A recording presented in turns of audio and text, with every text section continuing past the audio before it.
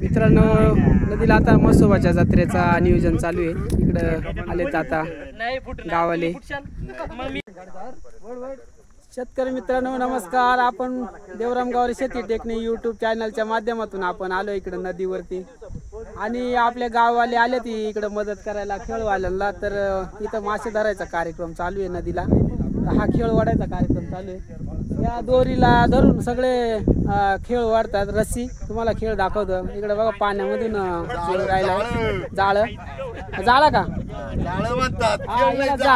खेळ नाही, याला जाळ म्हणतात। तर आता हा फांदा इकडे जवळ आलाय। आता सगळे आता पुढे काय करणार आहेत? परत आता पुढे जाऊन परत ते वडायला सुरुवात करायची। काय नाव तुमचं? कैलास माळी।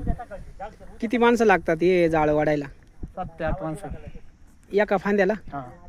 आणि त्या फांद्याला कोणत्या? या बाच ही या बाची दोरी त्याला 4 माणसं अशा 8 माणसं। अच्छा, 8 माणसं मिळून।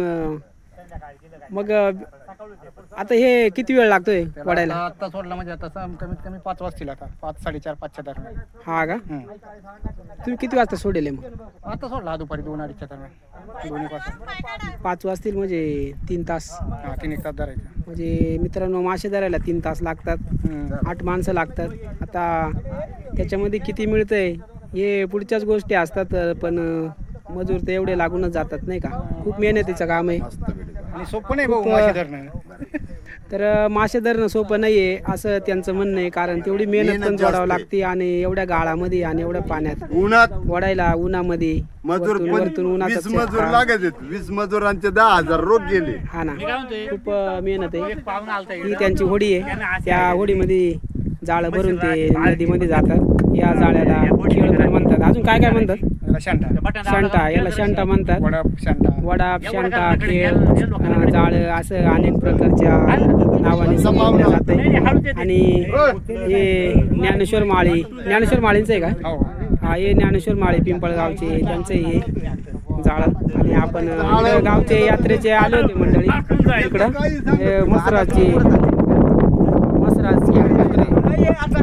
यात्रा करायची त्याच्यासाठी आले होते। त्याच्या निमित्ताने आपल्याला इकडं पाहायला मिळालं। आणि काय नाव आपलं कैलास माळी यांच्याशी आपला संवाद झाला। आणि मित्रांनो, आपण लवकरच आपल्या यूट्यूब चॅनलवरती आपण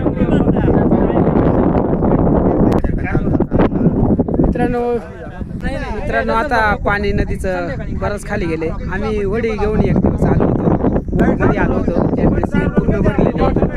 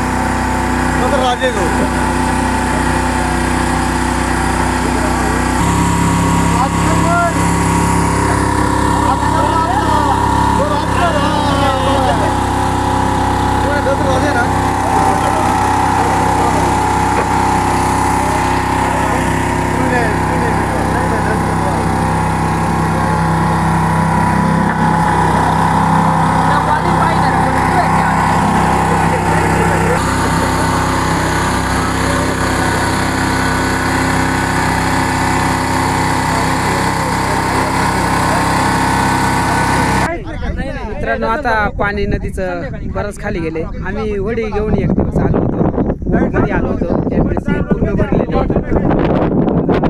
सगळं इकडं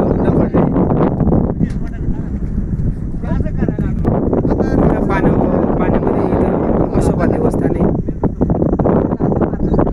मित्रांनो, हे आमचे बाबा मालकरी आहेत। सगळे गावकरी इथं जमा झाले होते। नेमकं कशासाठी आले होते नाही का, त्या हिशोबाने ते पण आले। करायला आलोय आम्ही सगळे, थोडीफार मदत केली जाळं वडायला। आता बाकीचे इकडे आहेत। तर सर्व आनंद लुटून राहिलेत. तर मित्रांनो व्हिडिओ कसा वाटला आम्हाला जरूर कळवा. तर भेटू मित्रांनो आपण पुढच्या व्हिडिओमध्ये.